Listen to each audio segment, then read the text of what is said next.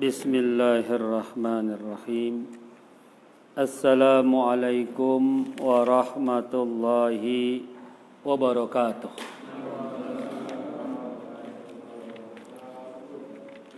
Alhamdulillahilladzi arsala rasulahu bil huda wa dinil haqq liyudhhirahu 'alad dini kullih wa kafa billahi syahida. Salatu wassalamu ala Rasulillah sallallahu alaihi wasallam nabiyyinal mustafa wa ala alihi wa ashabihi ahlas sidqi wal wafa. Amma ba'du. Hadirin jamaah sekalian yang dirahmati Allah Subhanahu wa taala. Alhamdulillah wa syukrulillah, puji serta syukur kita panjatkan ke hadirat Allah Subhanahu wa taala atas segala limpahan rahmat, taufik dan hidayahnya. Salawat serta salam juga tak lupa kita sampaikan pada junjungan kita Nabi Muhammad sallallahu alaihi wasallam. Hadirin jamaah sekalian, sehubungan dengan ramainya virus yang sedang dibicarakan banyak orang sekarang ini, kita hanya memohon dan berharap kehadirat Allah Subhanahu wa taala yang Maha Kuasa, yang Maha menghendaki segalanya. Mudah-mudahan Allah Subhanahu wa taala menjauhkan diri kita semua, keluarga kita, anak-anak kita dan semua sekeliling kita, kampung kita, lingkungan kita, insyaallah Allah selamatkan dari virus yang menghebohkan tersebut. Paling tidak kita bisa berwirid dengan satu doa, a'udzu bikalimatillahi tammah min syarri ma khalaq. Aku senantiasa berlindung dengan kalimat Allah yang sempurna dari segala keburukan apa-apa yang telah Allah Subhanahu wa taala ciptakan. Mudah-mudahan wirid itu kalau sering-sering kita baca, insyaallah kita tidak perlu cemas, tidak perlu khawatir berlebihan, tetap ibadah, tetap sholat berjamaah. Bahkan dengan sholat kita jadi mempersering wudu, tajdidul wudu, dawamul wudu, memperbaharui wudu, melanggengkan wudu. Mudah-mudahan dengan wudu itu Allah akan menangkal kita semua dari virus corona tersebut. Amin ya rabbal alamin. Hadirin jamaah sekalian yang dirahmati Allah Subhanahu wa taala, kita kembali ke pelajaran sirah nabawiyah kita malam ini, membahas tentang Ghazwatu Uhudin, peperangan Uhud. Inna li hadhil ghazati awamilu asbaban zahiratan minha. Ada beberapa sebab-sebab empirik begitu istilahnya, yang bisa dianalisa dengan kasat mata. Kenapa terjadi peperangan Uhud?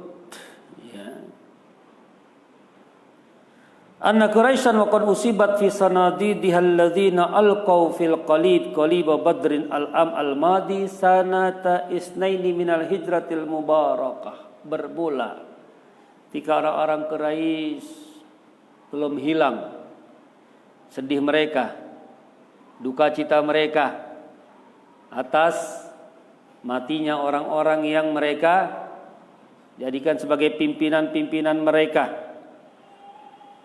Hampir seluruh pemuka kafir Quraisy Allah takdirkan kematiannya pada peperangan Badar sebelumnya, yaitu tahun kedua Hijriyah. Faqad qama rijalun minha bid-da'wati ilal harbi lil akhdhi bits-sa'ri min Muhammadin sallallahu alaihi wasallam wa ashabihi. Maka dimulai dari seorang penyeru memprovokasi semangat orang-orang Mekah untuk membayar kekalahan mereka, ya, atau mengambil tindakan atas matinya orang-orang, ya, pimpinan-pimpinan mereka, ya, mereka ingin melampiaskan dendam mereka kepada Nabi Muhammad sallallahu alaihi wasallam dan para sahabatnya. Ya. Jadi perang Uhud ini perang dendam sebetulnya. Ya. Ingin membayar kekalahan dalam perang Badar. Wa min du'atil harab. Ya, ini para, ya, istilahnya petinggi-petinggi militer kota Mekah, diantaranya Abdullah bin Abi Rabi'ah, ya, kemudian Ikrimah bin Abi Jahal, anak lelaki dari Abu Jahal, Sofwan bin Umayyah, ya, dan banyak lagi yang lainnya. Nah, kemudian mereka langsung menghadap Abu Sufyan agar kafilah dagang yang pernah dibawa kemarin itu, ya, yang menjadi latar belakang sebab-sebab terjadinya peperangan Badar, kafilah dagang yang banyak itu asetnya jangan diapa-apakan, ya, jangan dijual lagi, jangan didagangkan lagi, ya, mereka minta seluruhnya. Aset perniagaan kafilah dagang yang besar dibawa oleh Abu Sufyan diminta untuk memenuhi kebutuhan logistik atau untuk anggaran belanja militer, begitu kira-kira, ya, diperuntukkan untuk peperangan Uhud ini, ya. Dan kemudian pemuka-pemuka kafir Quraisy kota Mekah itu sepakat semua, mereka sepakat, ya, istilahnya, ya, bertekad bulat, ya, nggak ada yang nggak setuju, semuanya setuju. Mereka tidak mengambil sedikit pun dari aset harta perniagaan mereka. Nah, perihal mereka begitu bersemangat mengerahkan seluruh aset kekayaan mereka ini, ya, kemudian Allah Subhanahu wa taala turunkan surat Al-Anfal ayat 36. Ya. Jadi ini sebab-sebab turunnya ayat Al-Qur'an atau asbabun nuzul, ya. Jadi kalau kita memahami asbabun nuzul, maka insya Allah kita baca Quran itu jadi semakin mengerti, ya. Oh, kesana maksudnya ayat itu. Oh, seperti itu latar belakang ceritanya, kenapa Allah turunkan ayat tersebut, ya. Nah, ini sudah digambarkan dalam Al-Quran surat Al-Anfal ayat 36. Allah Subhanahu wa taala berfirman, A'udzu billahi minasy syaithanir rajim. Innal ladzina kafaru yunfikuna amwalahum liyasuddu an sabilillah fasayunfikunaha thumma takunu alaihim khasrah thumma yughlabun walladzina kafaru ila jahannama yuhsyarun. Ya, coba kita camkan arti ayat ini apa adanya. Sesungguhnya orang-orang kafir itu, ya. Jadi karena tulisannya kafaru, ya memang artinya kafir, ya. Karena sesuai dengan ayat, teks ayat itu, ya.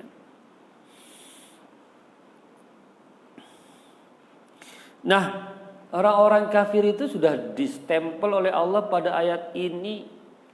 Mereka membelanjakan seluruh harta-harta mereka. Ya. Jadi kalau diistilahkan, bahkan mungkin ini anggaran yang non budgeter. Apa tuh anggaran non budgeter tuh?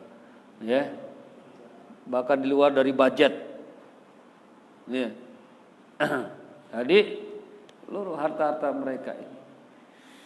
Ya. Tujuan mereka cuma satu. Ya. Untuk agar mereka dapat menghalang-halangi orang dari jalan Allah. Ya. Maka mereka akan membelanjakan semua aset harta kekayaan mereka itu. Tapi kemudian kata Allah, terjadi pada diri mereka kerugian. Kemudian mereka akan dikalahkan. Ya. Dan orang-orang kafir ke dalam neraka jahanam mereka akan digiring seluruhnya. Ya, sekali lagi, jadi betapapun ini ayat termaktub dalam surat Al-Anfal ayat 36. Ya. Jadi bahwa anggaran sedemikian banyak, mereka tidak segan-segan mengeluarkan, menggelontorkan satu targetnya. Bagaimana menghalangi orang dari jalan Allah. Nih, kalau ini jelas bentuknya adalah untuk ya invasi atau agresi, penyerangan. Sama kayak penjajah-penjajah dahulu menjajah dunia Islam, ya, masuk Indonesia itu mereka luar biasa juga mengerahkan segala aset kekayaan yang mereka miliki, menyeberangi lautan, samudra dan sebagainya. Ya. Cuma penjajahan yang dulu itu sudah berlalu, sekarang masuk penjajahan model baru. Ya. Penjajahan apa? Penjajahan ya, teknologi, ideologi, pemikiran dan sebagainya, terutama pemikiran. Nilai-nilai itu semua pakai biaya juga itu. Ya. Makanya banyak lembaga-lembaga donor dunia yang membiayai satu negara kalau dia mau memasarkan LGBT misalnya, atau memperjuangkan LGBT masuk ke dalam undang-undang. Ya. Itu jangan dikira tidak ada dananya. Ya. Itu luar biasa itu. Gelontoran dananya juga unlimited juga. Jadi ini ayat ini sesungguhnya bukan hanya sekedar menggambarkan peristiwa peperangan Uhud di mana kaum Quraisy mengeluarkan hartanya waktu itu, tapi ini menjadi satu sampling bahwa ya tabiat itu apa ya? Sifat perilaku orang-orang kafir itu sebetulnya sama. Baik dulu maupun sekarang. Begitu aja kita mengimani Quran ini. Karena ini wahyu. Ya. Tidak bisa kita katakan bahwa ini tidak aktual. Tidak, ini aktual. Ya. Karena ayat Quran selalu up to date di setiap ya zaman kapanpun. Karena ini pedoman. Ini patokan-patokan kita dalam melihat berbagai fenomena. Kenyataan yang kita saksikan. Begitu kira-kira pelajarannya ya. Baik, itu satu sisi sebab terjadinya peperangan Uhud. Ya, hadza sababun akhar huwa annal ladzina takhallafu an badrin minal muhajirin wal ansar kanu yas'aluna Allah taala ayyutiha lahum fursata qitalil musyrikin. Jadi dari sisi orang-orang Mekah itulah yang mendorong mereka ingin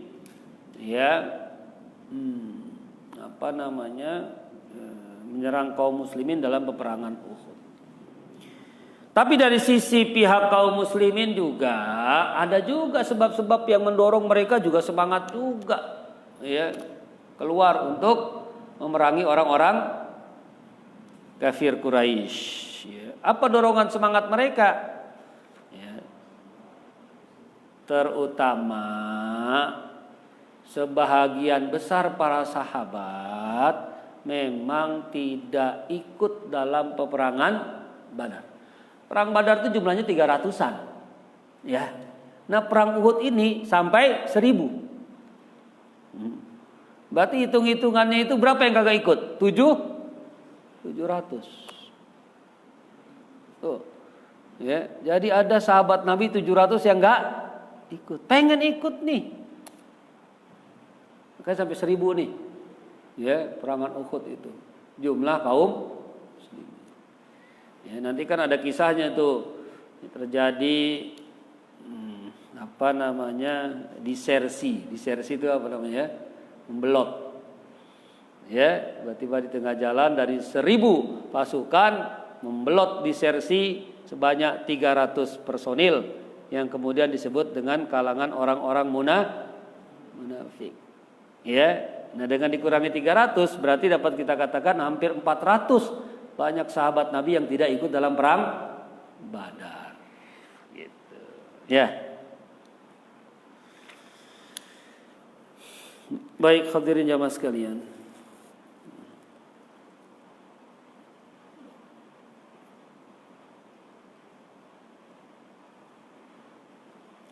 Nah, perangan Uhud ini terjadi pada bulan Syawal tahun ketiga Hijriah. Lalu perangan Badar tahun kedua Hijriah. Perang Uhud tahun ketiga Hijriah. Setelah 3 tahun Nabi menetap di Madinah. Begitu kira-kira ya. Nah, jadi ini orang-orang Quraisy Mekah ini pengerahan massal, perang total kalau buat mereka ini. Karena semua laki-lakinya, kaum wanitanya, bahkan tentara-tentara bayarannya dikeluarkan semua untuk membayar kekalahan mereka dalam perang Badar. Mereka berharap ini sekali pukulan saja sudah selesai. Nabi Muhammad dan umatnya.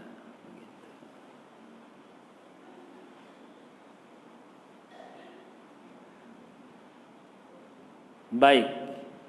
Hadirin jamaah sekalian yang dirahmati Allah Subhanahu wa taala.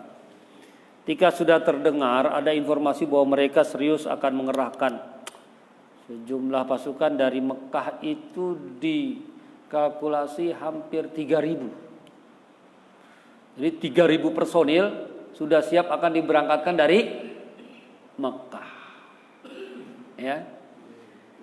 Nah, kemudian Rasul langsung musyawarah hari Jumat waktu itu. Sebutan dalam kitab ini itu hari Jumat. Ya, Rasul musyawarah. Bagaimana sebaiknya strategi pertahanan kita?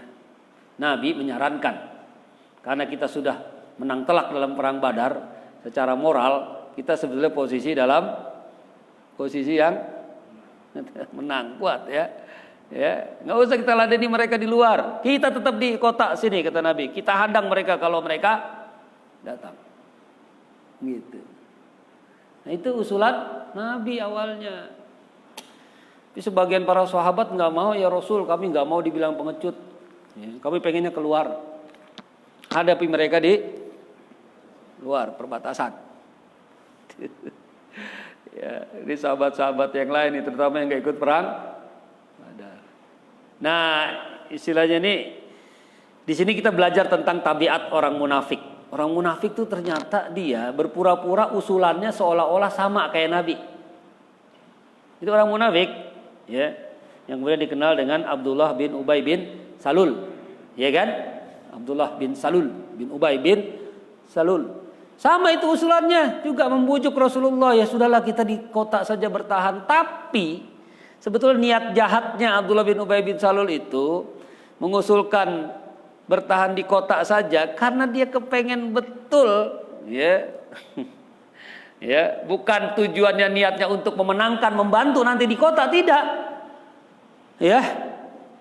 Ini bisa jadi sudah direncanakan kalau tiba-tiba pasukan besar masuk ke kota, ya itu kaum munafikin bisa jadi akan berkhianat di situ. Nah, musuh dalam selimut, ya, bukan malah membela kaum muslimin, malah dia membiarkan kaum muslimin dihancurkan oleh bala tentara kafir Quraisy dari Mekah itu. Itu sebetulnya itu baru ketahuan.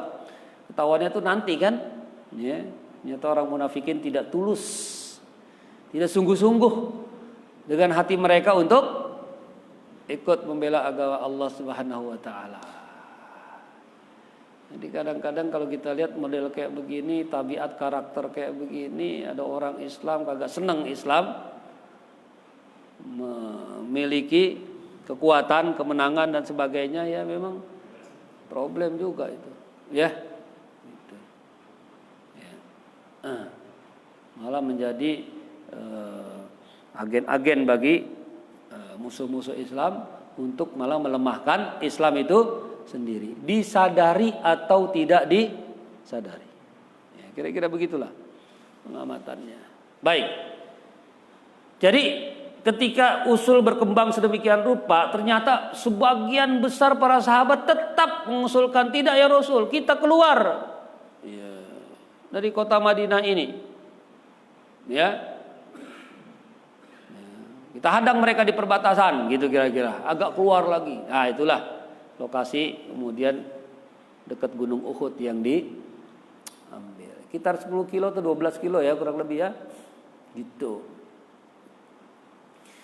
Nah, Rasulullah sallallahu alaihi wasallam ya ketika sahabat sebagian besar maunya begitu, beliau langsung pakai pakaian besi. Pakai mantel besi, pakai. Sahabat merasa nggak enak tuh, ya. Waduh, Rasul udah pakai. Ini sebetulnya nih, ya istilahnya kalau mungkin kita bilang begitu ya, gara-gara kita nih ngusulin keluar nih, jadi Rasul juga siap-siap pakai langsung mantel besinya. Para sahabat ingin menarik lagi tuh usulannya. Ya Rasulullah, jika engkau berkenan, sudahlah kita oke lah, ya. Kembali ke usulan ya, yang kau inginkan saja. Perang kota atau strategi bertahan di kota. Tapi Nabi katakan tidak, ya. Tidak sepatutnya bagi seorang nabi idza labisa dir'ahu ayyakhla'aha. Kalau seorang nabi itu sudah memakai pakaian baju besinya, baju perangnya, tidak sepatutnya bagi seorang nabi dia mencopotnya kembali, gitu. Nah, ini juga merupakan satu pelajaran tentang yang namanya azam. Faida azamta fatawakal ala Allah. Jika engkau sudah berazam, bertekad kuat, maka tinggal bertawakal kepada Allah Subhanahu wa taala. Baik. Kita lanjutkan lagi, ini intinya kemudian setelah itu langsung ya 1000 pasukan dijalankan dari Madinah sampai ke Uhud. Ya, nah disinilah terjadi disersi. Sebelum sampai ke Uhud, ada 300 orang menarik diri di bawah pimpinan Abdullah bin Ubay bin Salul. Ini mengacaukan psikologis pasukan juga nih, ya. Tapi buru-buru dikonsolidasi lagi oleh Rasul Sallallahu Alaihi Wasallam. Ya, jadi orang-orang munafik itu ya alasannya jadi nggak bisa dibenarkan juga. Musyawarah sudah sepakat, ya. Kenapa kemudian di jalan tiba-tiba dia menarik diri? Alasannya karena kata Abdullah bin Ubay bin Salul, Rasul ini cuma ngikutin aja nih kemauan mereka, ya. Tidak mendengar apa yang saya mau, gitu kira-kira. Kata Abdullah bin Ubay bin Salul, ya, ata'ahum wa asani. Rasul terlalu nurutin, Muhammad terlalu nurutin mereka daripada aku, kata Abdullah bin Ubay bin Salul.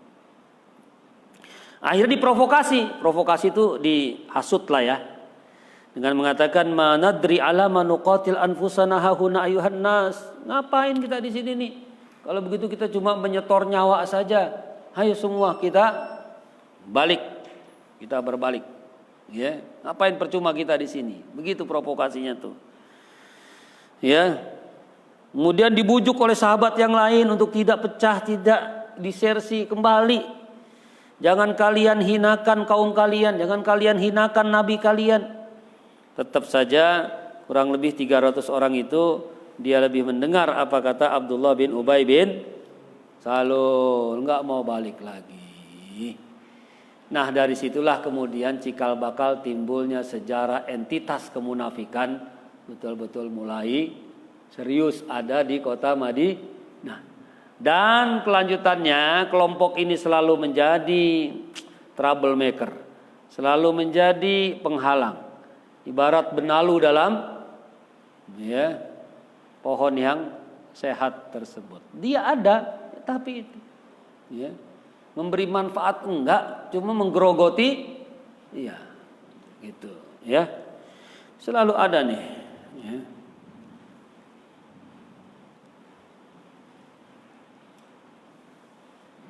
Sampai Nabi mengatakan mau disusul mereka, dikejar oleh sahabat, kata Nabi enggak usah, jangan.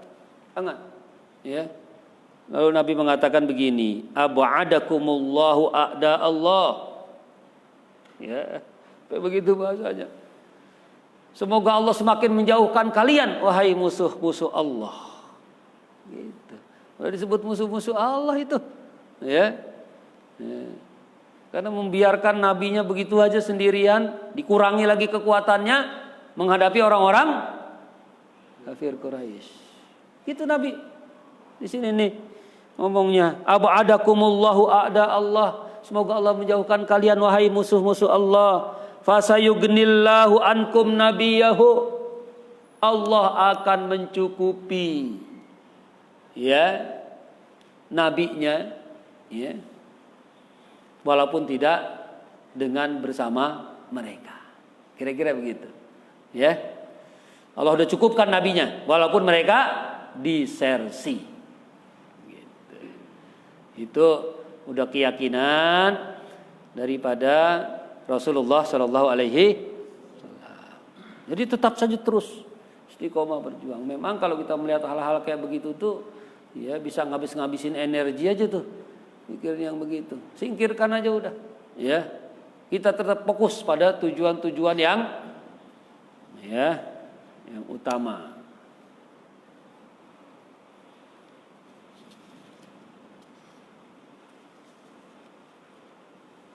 Sampai ayat ini pun menjelaskan ini tentang perilaku behavior orang-orang munafikin ini. Surat Ali Imran ayat 167.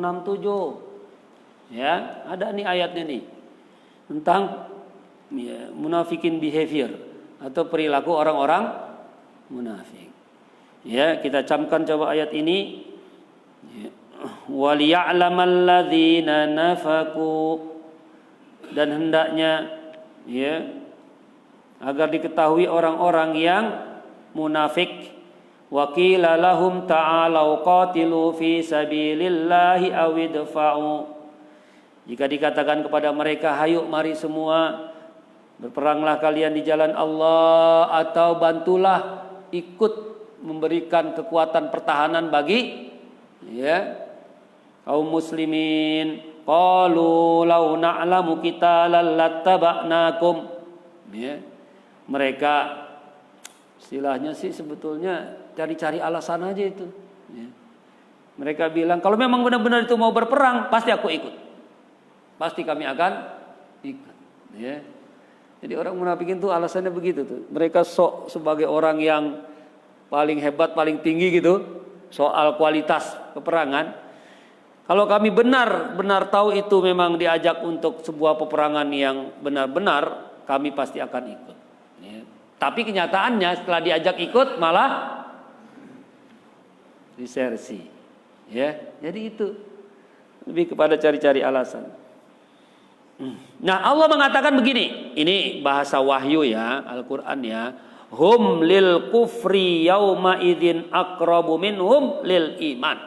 Mereka itu kepada kekufuran hari itu lebih dekat dari diri mereka daripada keimanan.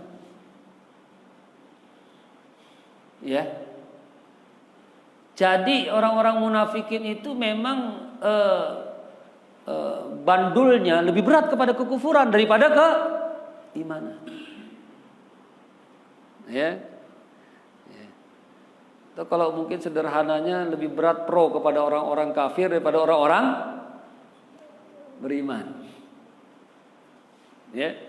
Jadi coba ayat yang tadi itu, hum lil kufri yauma idzin aqrabu minhum lil iman. Yaquluna bi afwahihim, mereka cuma mengatakan dengan mulut-mulut mereka, ma laisa fi qulubihim, Tidak seperti apa yang ada dalam hati mereka. Wallahu a'lamu bima yaktumun, dan Allah Maha mengetahui apa yang mereka sembunyikan. Ya, ini Masya Allah nih. Ya. A'udzubillahi min dzalik. Ya. Baik, jadi ini satu ya, surat digambarkan. Sampai kaum muslimin pun kemudian diuji sehingga hampir pecah dua nih terkait dengan orang munafikin. Ya. Ada satu mengatakan hayya nuqatiluhum, udah kita perangi juga tuh orang-orang munafik. Yang lain mengatakan daruhum ya'udu ila diarihim, jangan, biarin aja dia pulang ke rumahnya masing-masing. Ya. Jadi perselisihan ini pun juga ya direkam lagi nih oleh Allah nih, surat An-Nisa ayat 88. Ya. Jadi semua kejadian itu peristiwa itu ya selalu dikuatkan dengan turunnya ayat Al-Qur'an. Ini sampai ada surat An-Nisa ayat 88. Ya, bagaimana bunyi ayatnya? Famalakum fil munafiqina fi'atain. Ya. Mengapa kalian dalam hal menghadapi orang-orang munafik ini bisa menjadi dua kelompok? Kelompok yang satu katakan perangi saja sudah mereka, kelompok yang lainnya jangan, biarkan saja mereka pulang ke rumah mereka. Ya. Wallahu arkasahum bima kasabu.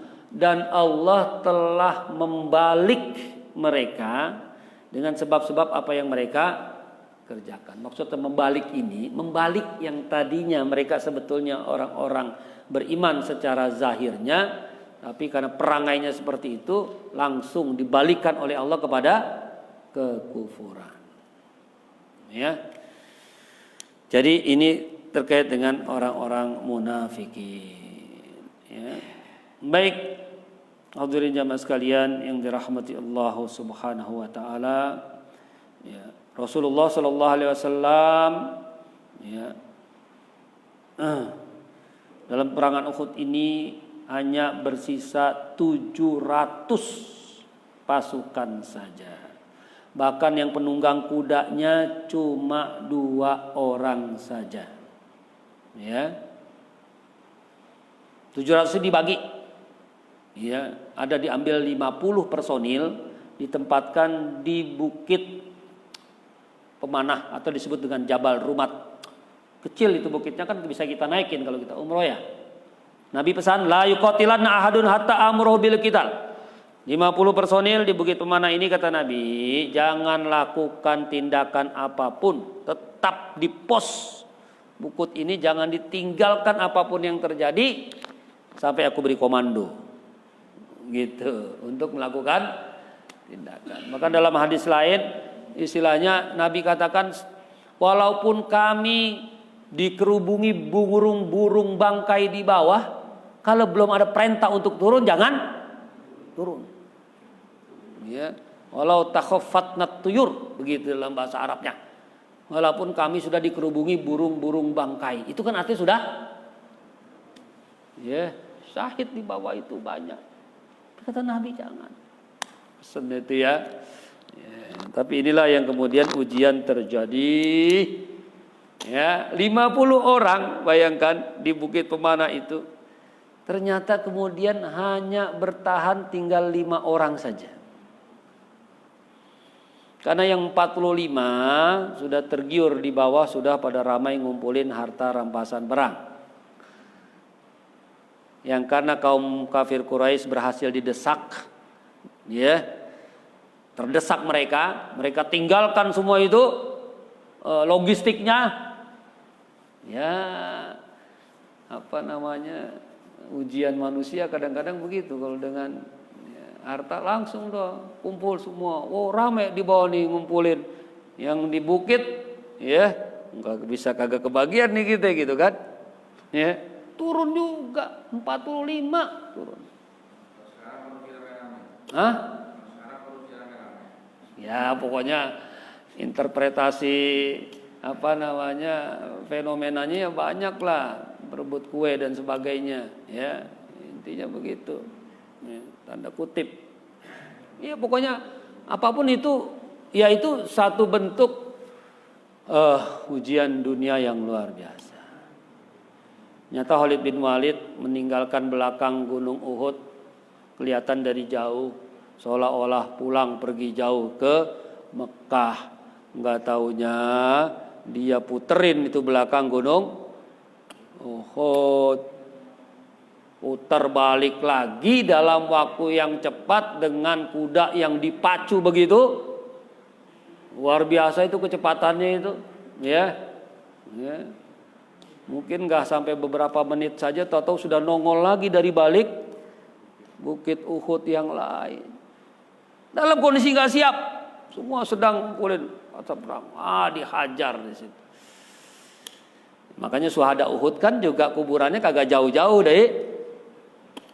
Dekat situ juga, karena memang itu lokasinya. Ya, tempat 70 para sahabat terkemuka Nabi syahid dalam peperangan Uhud.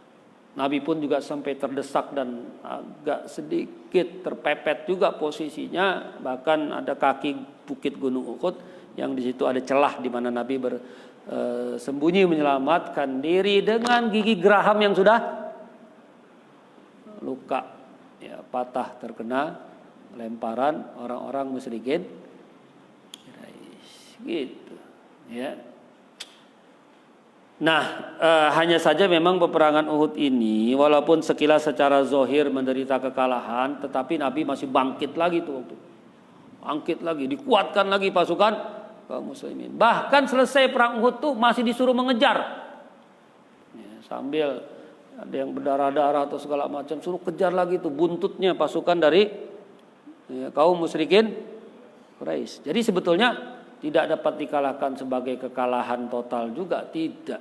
Karena secara spirit, secara moral tetap masih kuat. Malah masih mengejar buntut pasukan kaum kafir Quraisy tersebut. Gitu ya. Jadi intinya perangan Uhud ini memang salah satu hal yang sangat bagi Rasul itu Masya Allah. Karena terutama Hamzah ya, yang makanya Hamzah disolatkan tuh hampir 70 kali. Karena Nabi sholat jenazahnya itu, pertama jenazah Hamzah taruh sholat jenazah. Nabi khusus udah selesai, para sahabat ambil satu taruh lagi di situ. Nabi sholatkan, satu orang sahabat satu kali sholat. Tapi sahabat yang udah sholatkan dipindahkan, ganti lagi sahabat lain. Tapi Hamzah tetap di situ. Jadi Hamzah yang dapat 70 kali sholat jenazahnya Rasul sallallahu alaihi wasallam. Makanya ya syariat menziarahi syuhada Uhud itu karena Rasul perintahkan. Ziarahlah kalian semua ke syuhada Uhud ini. Baik hadirin jamaah sekalian, wallahu a'lam bishawab. Ya, sudah mendekati waktu Isya. Belum ditutup, kalau ada yang mau menyampaikan dipersilakan. Apa tuh?